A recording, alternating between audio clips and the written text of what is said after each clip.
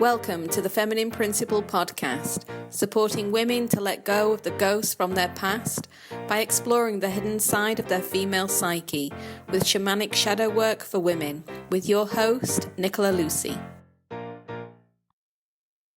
Welcome to this episode of the Feminine Principle podcast, where today we are exploring the shadow side of money and wealth. And so we all have a relationship with money. That relationship with money can either be very unhealthy or it can be extremely healthy. It all really depends on how we have learned about A, our money story, and B, about the value of money, and C, how to work with money. However, money, like sex and death, is one of the greatest taboos of our society and culture. Our value and our self-worth is so wrapped up and defined by the numbers that we have in our bank account. And if we have a lot, then we feel that we are a success. We feel that we have achieved what we need to achieve. But then there can also be that need to want more. And if we don't have any money, we feel that we are less than, we are not good enough, we're not worth it.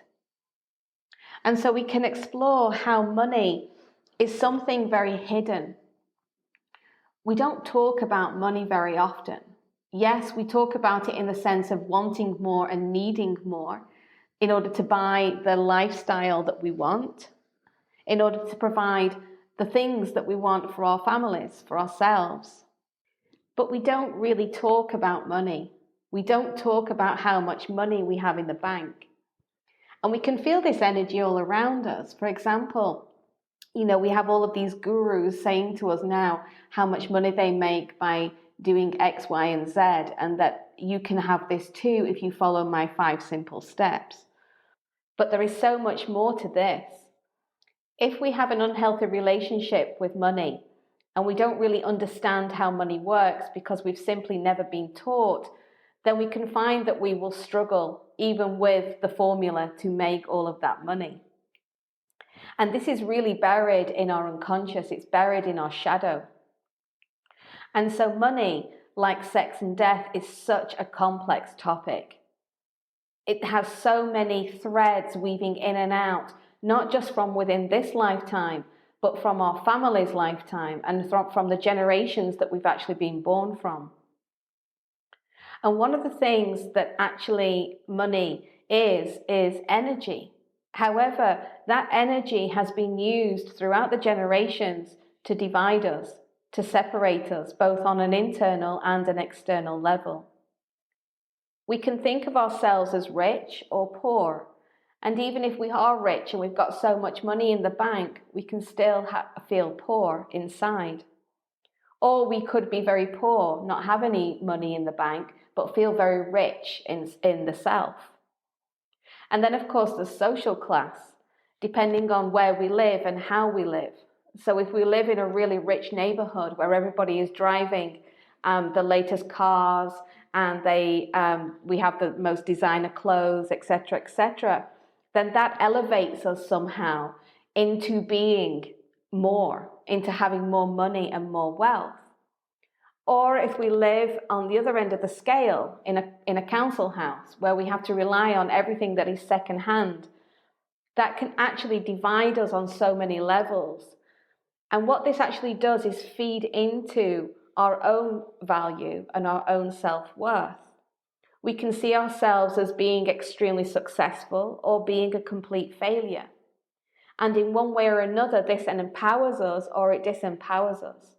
So all the time, these threads of money are creating this separation and this internal conflict within the self. And so the challenge is that we've all been conditioned by money, whether we are rich or poor, one way or another, by our money stories, by what is actually threaded through our shadow.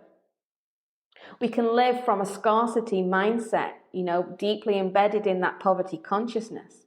And I've seen this over the years when I have been in the company of people that have a lot of money in the bank or a lot of property or a lot of wealth, where they can still feel that scarcity mindset.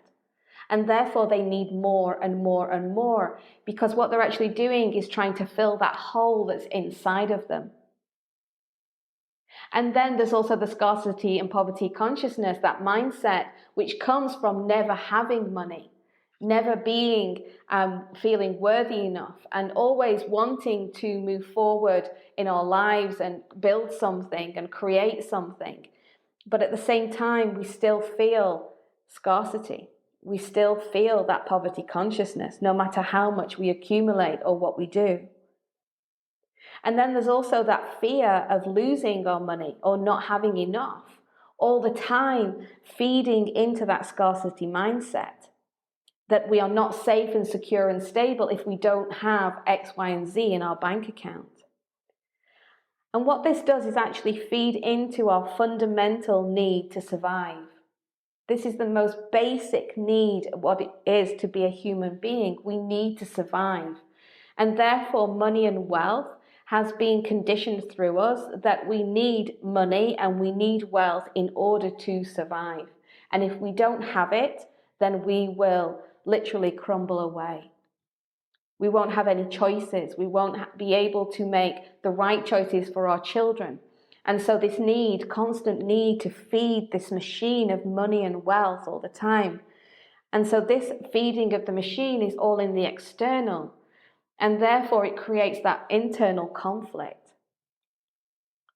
And as we've gone through life, and especially in today's world, we see the greed of what money and wealth has brought.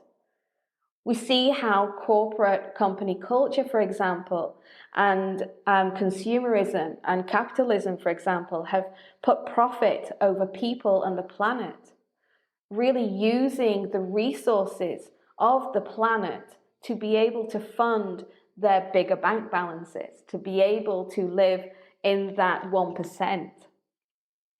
And then that 1% have actually created all of that profit on the backs of the people that are at the bottom of the triangle of the hierarchical structure. However, as human beings, we're actually feeding into the imbalance of that structure because in our ever-growing need for more comfort, more stuff, the latest technology, bigger houses, bigger cars, that's all money, that's all wealth, that we are then, through our own need, feeding into that unhealthy system, that unhealthy structure. And then add to this, we also live in a debt economy. Banks getting richer and having more control over the people by lending money for those homes, for businesses, to actually fund our needs, our dreams, and our desires. We see all the credit cards and the mortgages and the loans and the higher purchasing and the finance, and we just keep consuming more and more with this debt. However, this debt gives us a false sense of our value. It gives us a false sense of our self-worth because we're just accumulating on the outside without really recognizing why we're accumulating in the first place. And what that does then is create an illusion of being stable, safe, and secure. For as long as we have access to all of this debt or access to the finance, then as long as we can pay for it and we can pay it all back, then we're going to be okay. We are safe and we're stable and we're secure. However, to be able to keep feeding that machine, we have to keep performing and conforming to maintain that payback plan, to maintain that lifestyle that we have now become accustomed to. Even if inside we are feeling lost, unhappy, unfulfilled, and disconnected, that doesn't matter because we now need to fill this outside hole of debt that we've created. We've created debt on the outside and therefore we've created this debt on the inside. And this just keeps feeding and feeding into this unbalanced system and structure that we currently live in. And we've seen how money and wealth, for example, have been used over and over again to divide and conquer us. The rich just keep getting richer on the backs of others, and different rules apply for those at the top than they do at the bottom. And then as women, for example, through the generations, we've been reliant on the men to provide and support us, to provide us with a home, to provide us with comfort, food on the table. And in that sense, what generations of women did had to give away their power. They could not be financially independent because their livelihoods, their survival depended on the man. And we can see this not just if we are rich or if we're poor, it goes across the whole life, the whole paradigm of people, of human beings.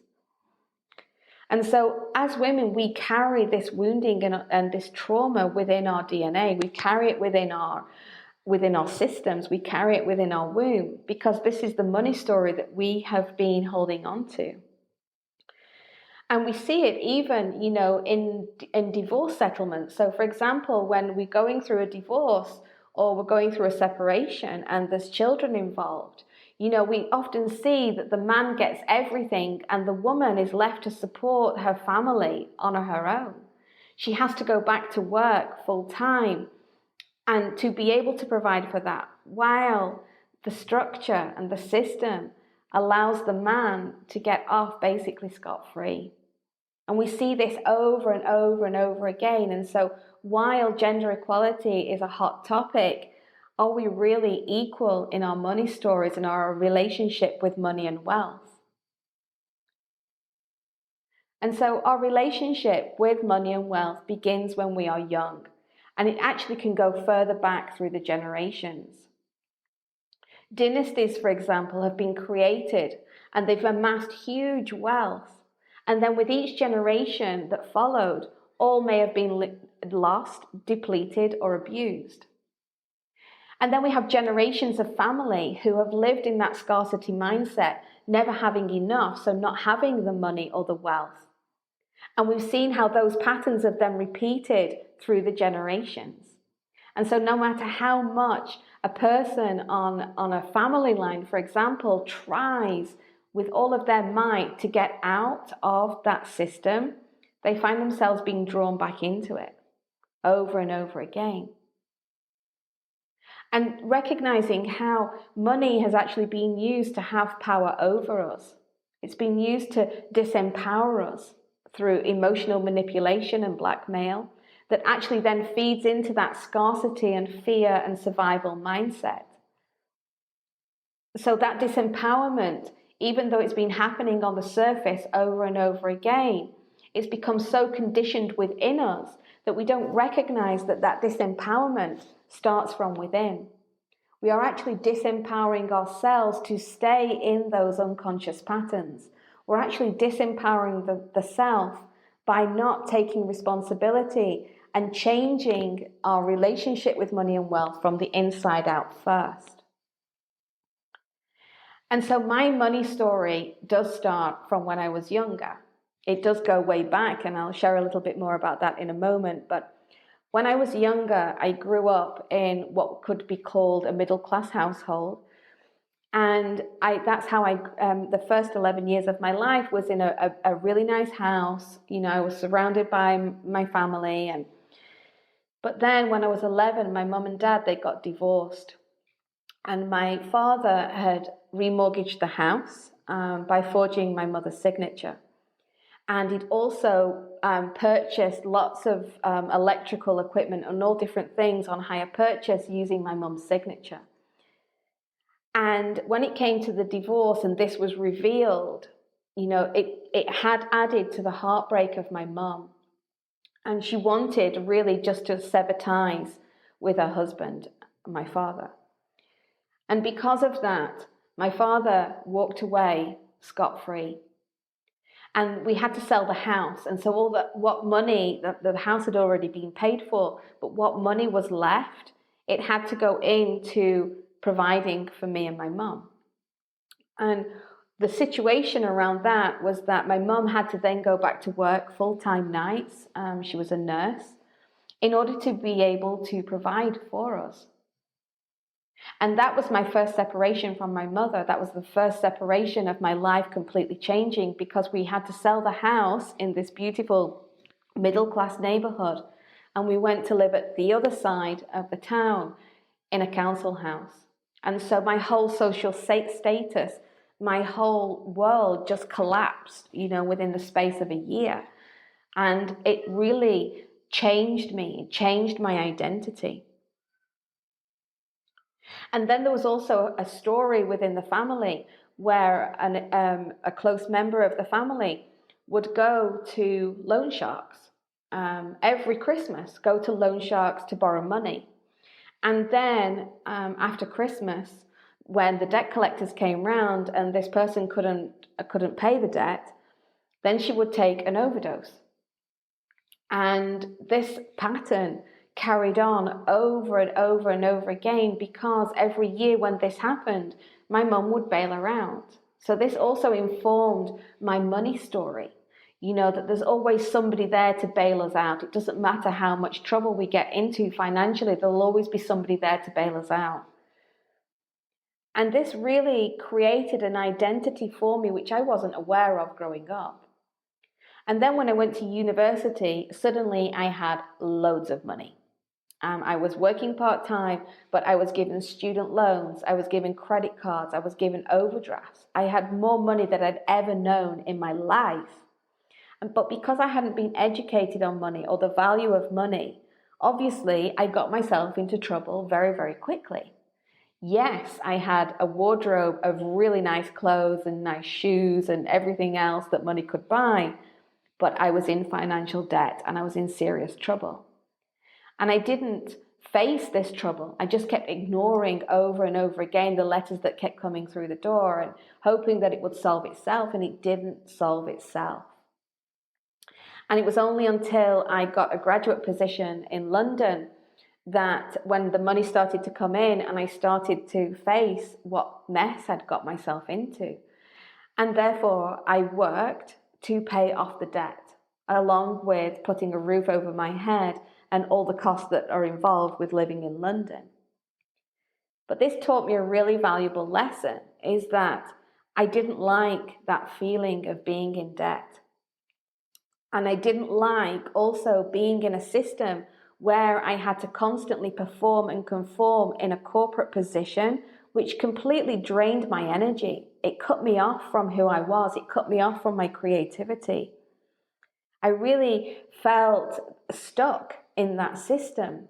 And I kept asking myself, what is all this for? If I clear one debt, then obviously I'm going to move through the ranks, I'm going to go get promoted, and I'm going to move through that structure, and I'm going to accumulate more money and more wealth, and then I'm going to need to buy a house, because that is how you were conditioned. You go into that structure, you then buy a house. That's a mortgage, that's debt. And I could really feel that weight of debt on my shoulders, and I really struggled with it. And I decided at the end of 3 years that me and my partner couldn't carry on like this, because I was burnt out, I was overweight, I was suffering from depression and anxiety, and my partner also got ill. And so as a result, we had to make a serious life choice, and we decided that we were going to move back to Italy. And this was a turning point for me, because in that moment I was choosing to have a quality of life over quantity. I was letting go of having that false sense of safety and security and stability through earning a regular income every single month to feed into that system. And this pivotal point in my life helped me to really get in touch with who I was on the inside. But it didn't come with it wasn't all flowers and roses. Suddenly having no access to debt and really living month by month, it taught me the value of money. But it also taught me that if I wanted to go down any creative endeavor, or I wanted to build a business or something, that debt was no longer available to me, because I was living outside of the system. I didn't have a credit score because I didn't have any debt, which is absolutely absurd. You would think that by having a clean credit history and not having debt would make you a better person. You would qualify more when it does come time to ask for debt or to ask for a loan. But it doesn't. It means that you're outside of the system. And so this really started to change me over the years. And what I experienced through this is that when I started on the shamanic path, for example, money had always been an issue for me. Even though I'd chosen to live outside the system, I was still living in that debt economy within myself. And I started to look at those threads, like, where does my story come from with money and with wealth? And I unraveled curses, going generations back. I healed and integrated the money wounds on my generational line, looking back at how members of my ancestors, for example, they were working in the workhouses and the cotton mills of Lancashire, the poorest of the poor. And, in that environment, in those workhouses and the cotton mills, for example, it was slavery, it was Western slavery. And the dignity of those people had been stripped back and they were dehumanized. They were completely cut off from their own sense of value and self-worth. And so I really had to work through all of those threads. And then, of course, working on the generational lines like this, I started to experience how wars and the changing of social and political structure, poor investments as well, wealth had been lost. So suddenly you'd worked so hard to accumulate wealth, and then suddenly with the flick of a switch, it was all gone. And we know that this can happen. Even just with COVID in these past couple of years, we've started to experience how something happens and our money and our wealth can suddenly disappear. Our jobs disappear, and therefore, along with it, our sense of safety, security, and stability. And so we can accumulate wealth on the outside, but do we really have wealth on the inside? And we can have so much money on the outside, but really, do we really feel rich and worthy and of value on the inside? And so there are many aspects to this.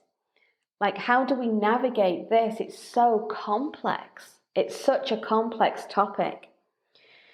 And one of the things that I learned through this journey, and I'm still continuing to learn to this day, is that money is an enigma. And because we've been conditioned to live in this debt economy, there has to be a polarity. And I think that this was one of my moments in myself where I had that light going on, because everything in the shadow is a polarity. We have one side of the coin, and therefore we should be able to experience the other side of the coin. And in this past week, because I'm now diving back into my own money story, I had the great pleasure of having a chat with Katrina Ellis. And Katrina, she does a 90-day women's wellness course. And having this one-to-one with her, I really started to realize that I was so conditioned in that debt economy, and I continuously felt this scarcity mindset within me, that I wasn't able to experience that interest economy. I wasn't able to experience what it felt like to live fully in credit rather than debit. And so this was the other side of my own shadow that was hidden beneath the surface. And this one conversation really opened my understanding of money, because I hadn't been educated around money. And therefore, money was always an enigma. Money was something that I would get in one hand, and then it would just drain through my hand like sand. It was something I could never keep hold of. I could never accumulate. It would never build. It would never grow. But the reason why I came to Katarina was that this year, so the feminine principle has been, growing into what it is for the past 7 years. It's actually become in credit and in it has a healthy bank balance now. This is the first year. And I've had to grow it organically. But then what I was thinking about was that, okay, I'm able to grow my business now. I know what it feels like to have money and to have a healthy relationship with money. And I really like checking the figures. I really like looking at the figures, and I like looking at how that bank account grows, because it really gives me a sense of satisfaction because I've done this. I've done this not just because of the work that I do. I've done this because I now value my own work. I value what I bring to the world. And that value not only changes women's lives, but it changes my life in the process. Because now that I have a healthy bank balance, I have choices. And this makes all the difference in the world. And so having this conversation with Katrina really helped me just to see that other side, that other side that was buried in my shadow, and that I could now bring out in a healthy way. And also, one thing I learned about this journey was radical honesty. Going back to university when I got myself into all of that debt, I didn't want to face it. I wasn't being honest with myself that was my responsibility. I'd created and manifested that situation in my life. And I'd also created and manifested that situation moving right through my life of being outside of the structure, outside of the system. But when we learn how to be radically honest with the self, we can ask ourselves, what is our relationship with money? What is our true relationship with money? Do we hold a lot of shame around money? Are we dependent on others for money? Are we dependent on others for our survival? And these can be really triggering questions to ask, because it does mean that we're going to have to sit with the self and learn how to be very comfortable being uncomfortable. But that's what radical honesty is. We need to be radically honest with the self so that we can then start to take the necessary steps. And it's actually quite amazing, because once we are honest with the self, we then are able to be honest with other people. We're able to open up that conversation and that dialogue from a different place completely. The second thing we can do to navigate our wealth and money story is to recognize the emotional triggers. And so when we think about wealth or money, what gets triggered inside? Is it something dirty? Is it something shameful? Do we look at our bank balance and do we feel like a failure, or do we feel like a success? Do we feel helpless or hopeless? Or do we feel depressed and full of anxiety? And so these emotional triggers will always lead us back to the root of our money stories. And so by just being present with those triggers around our money and our wealth can help us to open up that spectrum. So just like me opening up the spectrum now of my potential into an interest economy, we can go backwards and look at everything that is keeping us from actually living in that interest economy. What is it that's been holding us back? What are those feelings that are so uncomfortable to feel? What is it that we need to be present with? What are those emotions teaching us about ourselves? And then another way we can navigate our money story is to really know our needs.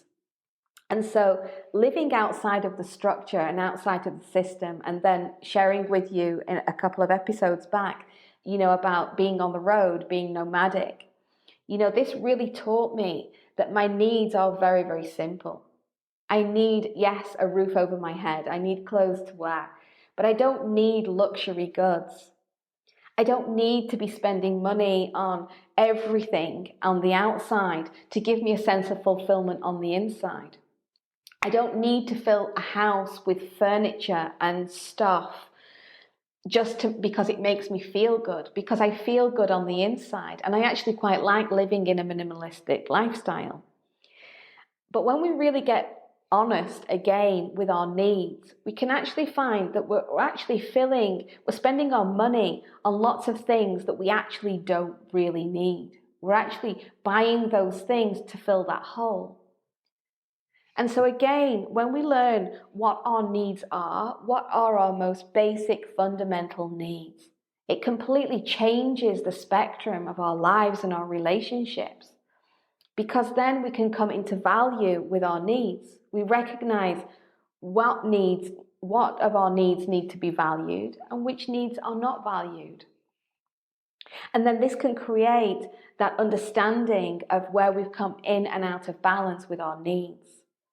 And then we can really start to put steps in place to have a healthier relationship with our needs, which are not feeding or draining our bank account on a regular basis for stuff that we really don't need.